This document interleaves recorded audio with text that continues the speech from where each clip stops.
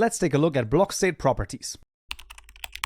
Alright, we find ourselves back in Kaupenjoe once more, and in this tutorial we're going to be taking a look at BlockState properties, basically how to add certain type of data to block states, and also what the difference is between blocks and block states, because that is actually a distinction that is very important. For this, what we're going to do is we're going to press the Shift key twice and search for the RedstoneOreBlock right here, and what we're going to find is an interesting block class. The first thing you'll notice is this public static final Boolean property called lit, and this is exactly what this tutorial is about, because you can add certain properties to your block classes. Those properties are going to be different for each block that is inside of the world. That is very important, because every block that's inside of the world is called a block state. And the block itself, this block class over here, is just sort of the type of the block. And the reason why you can't just add for example, a Boolean to this block class is because then this Boolean property would be shared for all of the same type of this block, right? Because if you set down two different redstone ore blocks, whether or not one of them is lit has no relation to whether or not one of the others is lit. We can see this most clearly in the interact method. Now, sadly, the parameters are still not mapped, but let's just take a look at this. This is the level parameter, meaning that we're calling level.setBlock. We're passing in the block position. We want to set the block state at this particular position, and we want to set it by taking the state that we already have and then setting the value of lit to true. That is a very interesting thing. We're actually going to see this in a custom class right now, because that's a little bit easier to see then. So let's right click the custom package, new Java class, and this is going to be the Zircon lamp block. There you go. And this will extend the block class once again. We'll hover over this, create constructor matching super. And if by chance this annoys you, click on it, press Shift F6, and then just choose properties, and then we're going to be fine. Now, first of all, we'll add a new property here. So this is going to be a new Boolean property, public static final Boolean property. You can see it already suggested to me, and this is going to be called lit equals Boolean property dot create, and this is going to be called lit. And that is all that we need to create a custom block property in this case. And what we can do is we can even middle mouse button click on this, click on property, press Ctrl H, and then we are able to see all of the different types of properties. We could in theory also make new ones as well. That also works, but for the time being there are Boolean properties, integer properties, and enum properties, and of those the direction property is probably the one that is most interesting to us.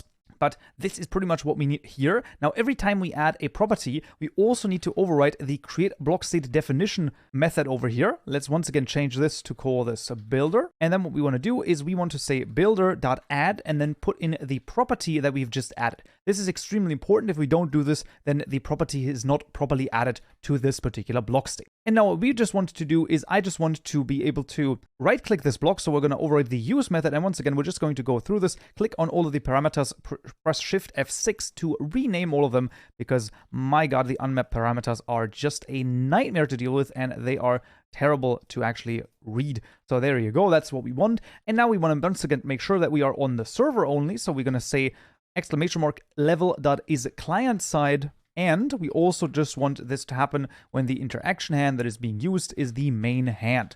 So we're going to filter through this, and then we're going to say level.setBlock at the particular block position.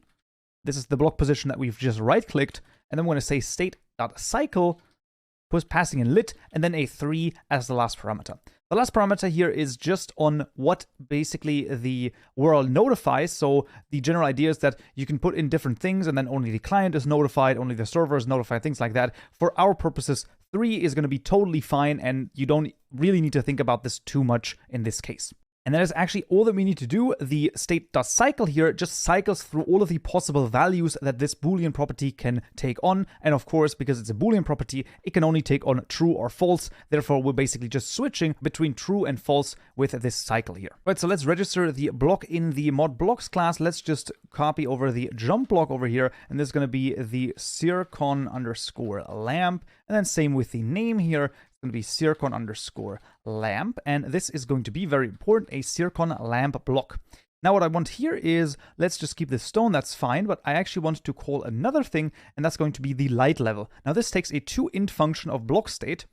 Now what craziness is that? That's actually not too crazy. We basically want to write state and then an arrow here, and then here we want to say state.getValue.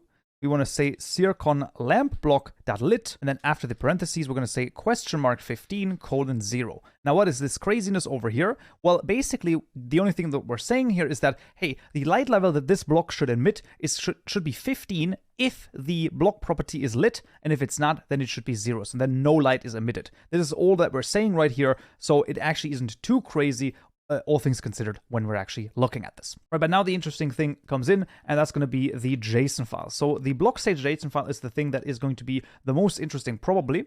So what we're going to do is we're just going to copy over the zircon block here, just to drag it to the same folder while holding Control, and then it will duplicate the file. And then, well, we definitely have two different models that we want to point to. So one of them is going to be the zircon lamp on, and the other one is going to be the zircon lamp off. Now the question is, what are the variants going to be, right? The variants are going to be lit equals true, and the other one, could you guess, lit equals false. This name right here, the lit, comes from the name right here, so this has to match the name right here, and then the actual value is just true or false. That should be fairly self-explanatory. It's a Boolean, right? So there you go. And then it points to a different block model JSON file inside of the models folder, inside of the block folder. So we're actually going to have two different block model JSON files. Now those will be copied over, and those are available to you in the description below, GitHub repository and individual gist as well, but they are not that crazy. They're just normal block model JSON files that just point to a different texture. So you can see both of them are pretty much identical, just pointing to a different texture. That is all that is happening here with the different model files, and that is pretty much all of the craziness for that. Let's also copy over the item model JSON file once again. As always, everything is available. Now this points to the zircon lamp off. In this case, I actually want the model in the inventory to be off, but that's, you can of course choose to put on in there as well. That would also work. So then the JSON files are copied over. Let's also take a look at the language file. So the en_us JSON, nothing too crazy, right? It's just the zircon_lamp. And then here, of course, as well, zircon lamp. There you go. And then last but not least, let's copy over the two textures that we're going to need, the on texture and the off texture, of course. So there you go. Those are, of course, also available for download, and that is all that we need. So the really interesting thing here is just the BlockStates JSON file. Now, those can, of course, get way more complicated if you have multiple block states, right? That's going to be interesting. So multiple block state properties are going to have multiple different variants then. For that, I highly recommend also checking out the external libraries for the vanilla BlockStates JSON files. There are some really crazy ones in there. The button in particular is actually insanely crazy, even though you would say, well, the button is just a really easy thing. Actually, the BlockStates JSON file is really, really long. So that is something that you can take a look at if you want to see something absolutely crazy. But for the time being, this is all of the things that we are going to need. So let's go into the game and see if it works. Alright, found ourselves in Minecraft, and let's see, there we go, the zircon lamp has been added, and if I set it down, it should already emit some light. There we go, and if I right click it, it turns off, so the texture changes, and also there is no more glow. And you can see, just like I said, they are of course independent of each other. This is why the block state properties are so interesting, because you can basically add it to the block class, but still each block state has its own value for the block state property, and you can independently turn them on and off. And that is pretty much how easy it is to add a custom block state property to Minecraft. Right, and that concludes this tutorial right here. I hope you found this useful and you learned something new, and I'll see you all in the next tutorial. So, yeah.